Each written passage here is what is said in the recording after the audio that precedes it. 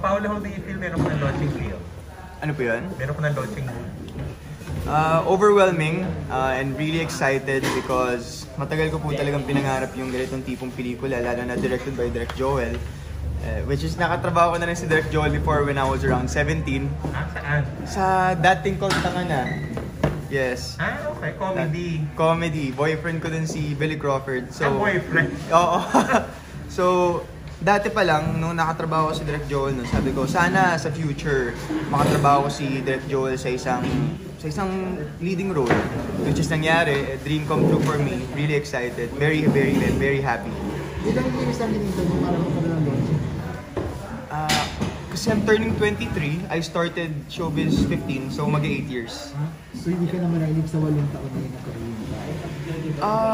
Hindi naman nainip. Alam ko naman na essence of this work is patience. Alam ko naman yun before, pero may time na umabot ako sa point na naisip ko, para sa akin ba talaga to? Gusto ba ako ng industriya na to?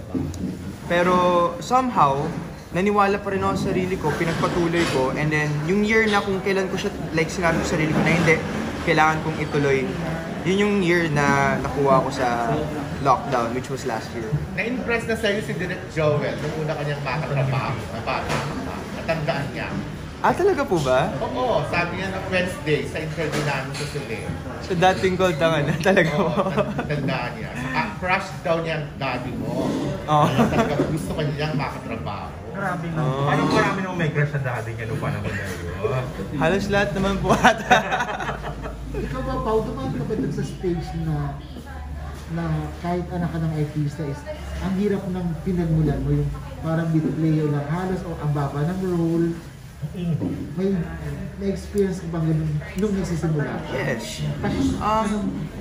Para sa akin kasi, importante na pag gusto natin tumagal sa isang trabaho, maging artista man yan or kahit anong trabaho, kailangan mag-umpisa tayo sa pinaka-lowest. Because kung mabibigyan ka agad ng leading role, first project mo, hindi mo mapapakita yung lahat ng meron ka. Kasi May I mga believe, ganong kaso, pero hindi lahat kasi ganon. yes, hindi lahat ganon. May iba sinuwerte and may talent talaga. Pero for me, I think kung anong pinagdaanan ko for the past 8 years, it was necessary because I believe that experience is the best teacher. And makikita yun sa trabaho mo pag experience ka na. So, ako happy ako sa naging path ko. Anong isang concrete example ng mahirap na pinagdaanan nung nag-start ka? Hindi ka pinapansin sa shoot, hindi hiwalay ka sa ano? Nangyari yun na darating ako sa isang shoot ng isang movie, tapos ang sabi sa akin may role, pero pagdating ko doon, so syempre ako very excited ako when I have work. Pagdating ko doon, alam mo, very onting lines, and hindi kami masyado napaprioritize. Pero alam ko naman na ganun talaga yung industry, so okay lang naman. It's something na kailangan talaga namin pagdaanan as mga newcomers sa industry. Hindi mo naisip na i-brand na ang tatay mo is an actor dati na sikat, na anak ka ni Dennis, para mas madali yung ticket mo? No. Mas mapansin, ay anak ka na ni Dennis, gano'n. Hindi mo naisip yun? Actually, hindi ko naman tinatago na anak ako ng papa ko. Pero as much as possible, ayaw ko siyang maging way para sa akin para makakuha ako ng trabaho because my father's success is not my success. I want to make a name for myself. I'm not trying to be like him. I'm not trying to be him. I'm just trying to be me. I'm just trying to be Paolo Gumabaw and give my all in lahat ng mga trabaho binibigay sa akin. Same sa case ni Marco, di ba? Kasi hindi pa siya masyadong sikat na, di ba? Yes. Ngayon ba yung career path mo is pinapattern mo sa half-brother mo? No, I'm trying to make my own. I'm trying to accept more daring roles. I'm trying to accept more out of the box projects. You know, ako as long as maganda yung script. People always ask me kung okay lang ba sa akin yung nudity. Nudity is not an issue for me as long as the script is beautiful. Kasi yun lang naman pag magaling yung director na katrabaho mo, alam mong maaalagaan ka sa mga eksena, bakit hindi natin tanggapin? Lalo na kung maganda yung kwento. So masasabi mong bus dating ka kumpara kay Marco? Well, siguro because of lockdown, from what I know, Marco he said in an interview before na baka hindi niya kayanin na frontal. yung guy to guy, Ah, like that. So, I'm trying to make a name for myself in a way na I'll do the stuff na tsaka mas ano, ganito. Tsaka nagawa na niya yung puwet eh. Ikaw hindi lang puwet dito, di ba? Yes, Sa frontal, yes, di ba? yes. Ay, alam din mo. Pao, Ay, gusto ko malaman tao na paano pa nakuha dito sa ano. Di ba? I'm sure ang dami nag-audition. Ang dami lalaki nagpunta sa audition. Ang dami nag-audition. Bakit ikaw yung napili? Tingin mo. Bakit? Ano sabi ni Derek? Siguro kasi I'm sure kasi lahat naman nag-audition, same yung tanong sa akin lahat.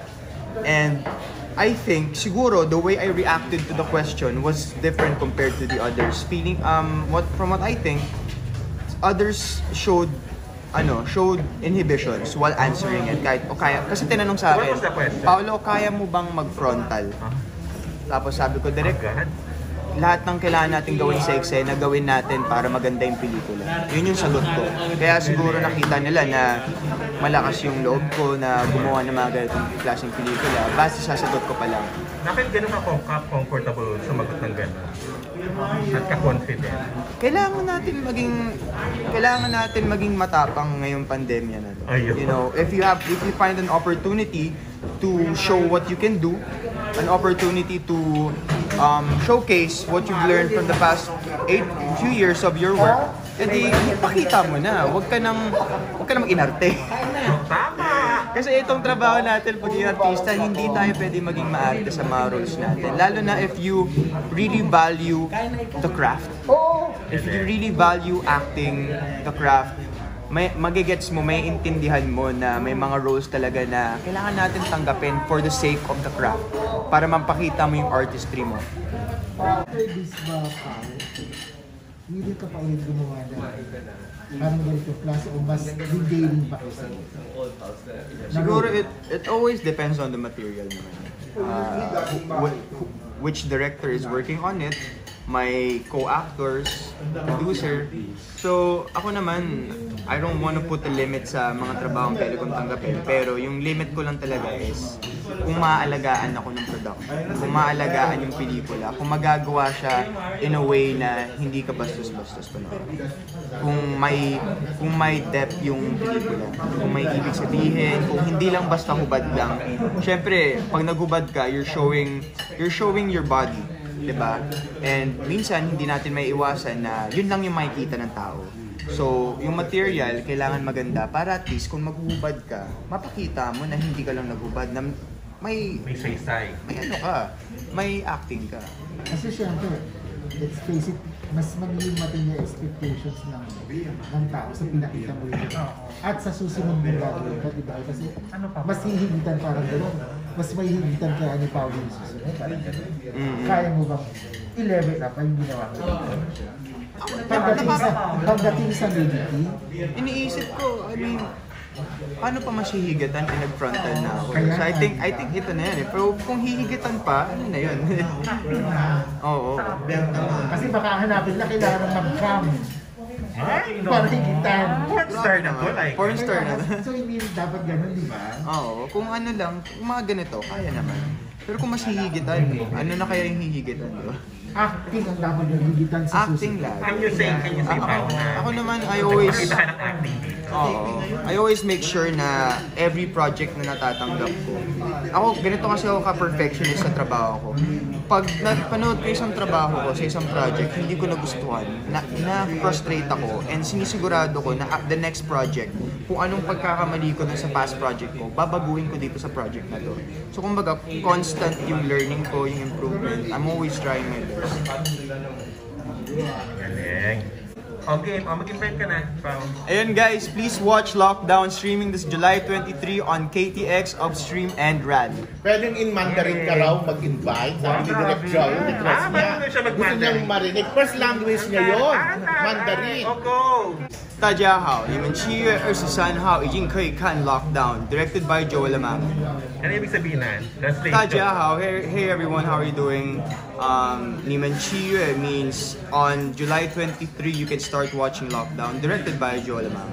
Yay! Thank you.